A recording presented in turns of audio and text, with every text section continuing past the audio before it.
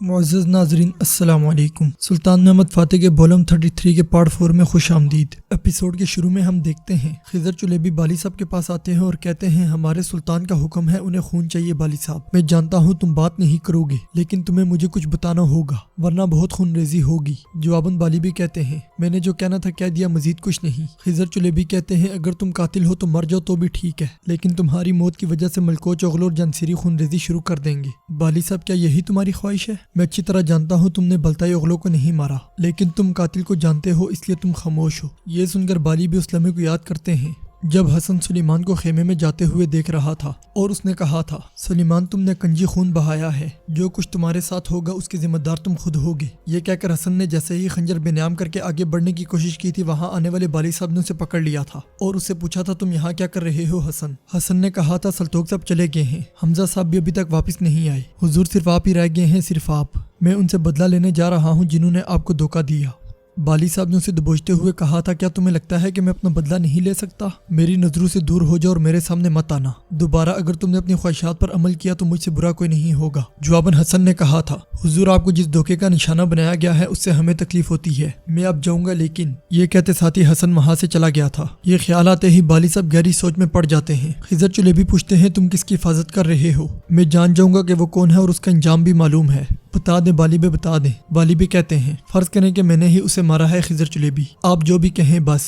खिज़र चुलेबी एक मरतबा फिर पूछते हैं मगर बाली बे कहते हैं मैंने जो कहना था कह दिया, मैं और कुछ नहीं कहूंगा। ये सुनकर खिज़र चुलेबी गुस्से में वहाँ से चले जाते हैं। बाहर कारगाह में सल्तोक जंसीरी सिपाहियों के दरमियान से आगे बढ़ रहा होता है। वहाँ करीबी सतलमश भी अपने साथियों के साथ मौजूद होता है। सल्तोक आगे बढ़ते हुए कलंदर से पूछता है मैं बाली साहब को ढूंढ रहा हूँ, क्या आपने उन्हें देखा है? ये सुनकर कलंदर उसे धकेलते हुए आगे बढ़ता है तो सल्तोक उसे पकड़ते हुए कहता है ये क्या हो रहा है, बताओ तुम्हें क्या परेशान कर रहा है? जवाबन कलंदर कहता है तुम उन लोगों के साथ क्या करोगे जिनके हाथ पर भाई का खून हो? सल्तोक कहता है भाई कैसा खून, मुझसे तुम ये नहीं कह सकते। जवाबन कलंदर कहता है तुम अब जाओ जाकर बाली साहब से पूछ लो, वही है जो बताएगा कि क्या किया गया है और क्या नहीं, अगर उसका सर अब भी अपनी जगह पर मौजूद हुआ तो। ये सुनते ही सल्तोक उसे दबोच लेता है और कहता है तुम क्या कह रहे हो? जंसीरी सिपाही सल्तोक को पकड़कर पीछे करते हैं। यह देखकर सल्तोक उन पर टूट पड़ता है और उन्हें उठा उठाकर जमीन पे पटकता है। वहाँ पर शोर और हलचल मच जाती है। सल्तोक को लड़ते हुए देखकर सतलमश उसकी जानिब दौड़ पड़ता है, मगर जंसीरी सिपाही उसे भी रोक लेते हैं। बेशुमार जंसीरी सिपाही मिलकर सल्तोक को दबोच लेते हैं। वहाँ से गुजरते हुए हसन की नजर इस मंजर पर पड़ती है तो वो सल्तोक की जानिब दौड़ पड़ता है और वहाँ पहुंचकर सल्तोक पे हमला करने वाले जंसीरी सिपाहियों पर टूट पड़ता है। शोर की आवाजें सुनकर इसहाक पाशा भी वहाँ आ जाते हैं, जिन्हें देखते साथ ही दोनों अतराफ के सिपाही आराम से खड़े हो जाते हैं। इसहाक गुस्से से पूछता है यहाँ क्या हो रहा है? हर कोई अपने काम पर वापस जाए, चलो। ये सुनकर वहाँ मौजूद सिपाही बिखर जाते हैं, जबकि सल्तोक और हसन एक दूसरे के साथ गले मिलते हैं। इसहाक सल्तोक से कहता है मेरे साथ चलो सल्तोक। ये सुनकर सल्तोक अपने साथियों से कहता है भाई मैं पाशा की बात सुनकर आता हूँ। दूसरी तरफ कुस्तुनतुनिया के चर्च में गिनादियोस फातिमा से कहता है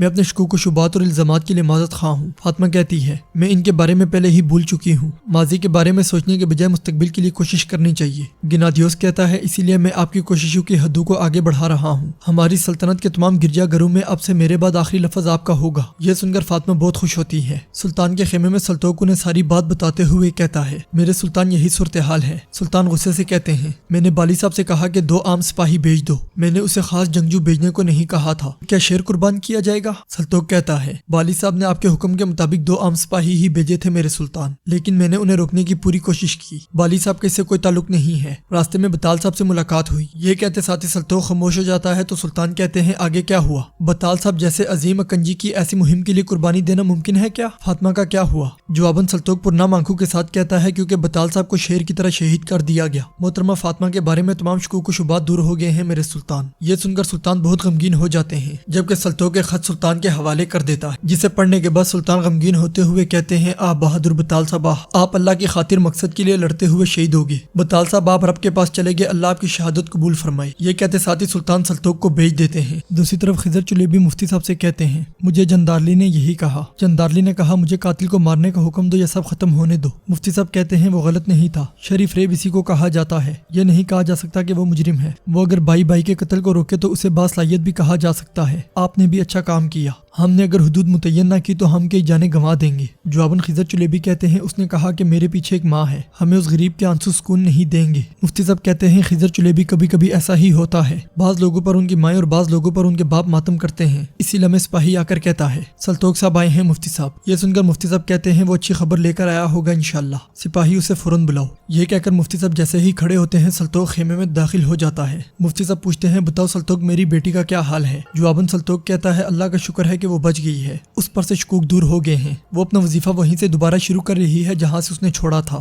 یہ سن کر مفتی صاحب اور خضر چلیبی بہت خوش ہوتے ہیں اور اللہ تعالیٰ کا شکر ادا کرتے ہیں۔ پھر مفتی صاحب آگے بڑھ کر سلطوق کو گلے سے لگا لیتے ہیں اور کہتے ہیں شکریہ سلطوق شکریہ۔ پھر خضر چلیبی کہتے ہیں ہم اس کی شادی کا دن دیکھیں گے انشاءاللہ۔ یہ کہتے اور سنتے ساتھ ہی وہ دونوں ایک دوسرے کے ساتھ گلے لگ جاتے ہیں، جبکہ سلطوق بہت زیادہ غمگین دکھائی دیتا ہے۔ دوسری طرف سلطان اپنے پاشاؤں کے ساتھ جنگ کے منصوبہ بندی ترتیب دے رہے ہوتے ہیں۔ وہاں موجود اسحاق کہتا ہے میرے سلطان بدقسمتی سے ہم نے عذابی دستوں کے 4 دستے اور جنسیری کے 2 دستے کھو دیے ہیں، جنگجو اور اکنجیوں میں سے بھی ایک بڑی تعداد ہے، ہمارے شہید بہت ہیں۔ سلطان کہتے ہیں اللہ ان پر رحم فرمائے، ضرورت پڑی تو ہم سب اپنی جانیں دیں گے لیکن ہم کبھی پیچھے نہیں ہٹیں گے۔ پھر جندارلی کہتا ہے سلطان معظم ہماری جانیں آپ کے لیے قربان ہیں، لیکن یہ کوتاہیاں ہیں جو قرارگاہ میں ظاہر ہوتی ہیں، نہ کہ کافروں کی گات لگانا جو ہمیں پریشان کرتی ہے۔ سلطان کہتے ہیں میں جانتا ہوں کہ آپ کا مطلب بلتائی اغلوں کا جرم ہے۔ جواباً جندارلی کہتا ہے مجھے یقین ہے کہ آپ انصاف پر عمل کریں گے اور فیصلہ کریں گے، میں جو کہوں گا وہ الگ ہے میرے سلطان۔ ہم جب محاصرے پر پہنچے تو ہم اپنے ساتھ پانی کی بڑی مقدار لے گئے، لیکن جیسے جیسے فتح میں تاخیر ہوتی ہے پانی کی ضرورت بڑھتی جاتی ہے، ہمیں خوراک کی کمی کا سامنا بھی کرنا پڑ سکتا ہے۔ ہمارے بڑے قافلے دھرنی سے قرارگاہ پر آتے جاتے ہیں لیکن پانی نہیں ہوتا،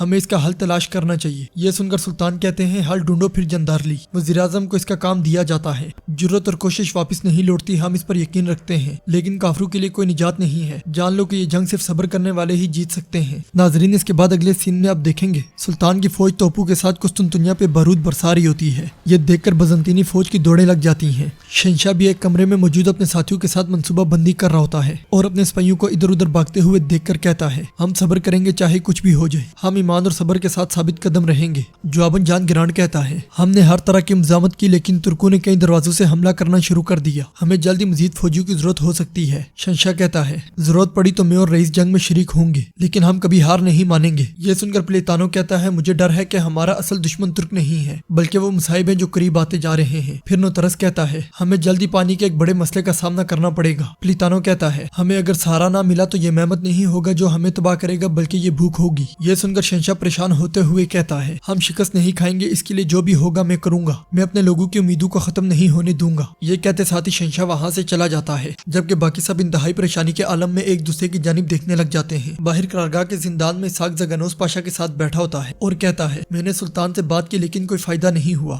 آپ سمجھے کہ یہ اچھی طرح سے ختم نہیں ہوگا۔ زگنوس پاشا پوچھتے ہیں آپ نے ہمارے سلطان سے کیا کہا؟ جواباً اسحاق کہتا ہے آپ پوچھ رہے ہیں کہ میں نے کیا کہا یا سلطان نے کیا کہا؟ زگنوس پاشا کہتے ہیں اب سلطان کے کہنے سے کیا فرق پڑتا ہے، میرے ہاتھ بندھے ہوئے ہیں، دیکھو میں کہاں ہوں، میں ایک حقیر مجرم کی طرح مرنے کا انتظار کر رہا ہوں۔ اسحاق کہتا ہے میرے پاشا میں اس کے لیے حاضر ہوں مگر کسی نے مجرم نہیں دیکھا۔ خضر چلیبی اپنی پوری کوشش کر رہے ہیں، مجرم ضرور ملیں گے لیکن خون بہانے کے بعد اس کا کیا فائدہ؟ زگنوس پاشا کہتے ہیں آپ کہتے ہیں کہ اپنے آپ کو قربان کر دوں؟ یہ سن کر اسحاق غمگین ہوتے ہوئے کہتا ہے او پاشا مجھے اس فتح پر پہلے یقین نہیں تھا، آپ جانتے ہیں، لیکن اب میں اس پر یقین کرتا ہوں زگنوس، میں جہاد کے راستے میں سلطان کا ساتھ دینا چاہتا ہوں لیکن اگر قرارگاہ میں افراتفری پھیل جاتی ہے تو فتح ناممکن ہو جائے گی، آپ کو سمجھنے کی ضرورت ہے، خون بہانا چاہیے۔ زگنوس پاشا پوچھتے ہیں کیا سلطان کو یقین نہیں آیا کہ میں نے یہ کیا ہے؟ یہ موت سے بھی بدتر ہے، پھر زندگی کی کیا اہمیت ہے، لیکن یہ خودکشی ہے، میں اپنی ابدی دنیا کو جلانے سے ڈرتا ہوں، مجھے ایک لمحے کے لیے سوچنے دیں۔ یہ سن کر اسحاق پریشانی کے عالم میں وہاں سے چلا جاتا ہے۔ سلطان کے خیمے میں خضر چلیبی سلطان سے کہتے ہیں وہ سب کچھ چھپا رہے ہیں میرے سلطان۔ بالی اور زگنوس کہتے ہیں انہوں نے کچھ نہیں کیا مگر ان سب کی آنکھیں دھندلی ہیں جو سچ نہیں بتاتی۔ سلطان کہتے ہیں ٹھیک ہے مگر ہیری کے بارے میں کیا خیال ہے؟ خضر چلیبی کے جواب دینے سے پہلے ہی وہاں آنے والا یوسف کہتا ہے ایورانوس الپرین آیا ہے۔ یہ سن کر خضر چلیبی کہتے ہیں ہمیں یہ الپرین بتائے گا سلطان معظم۔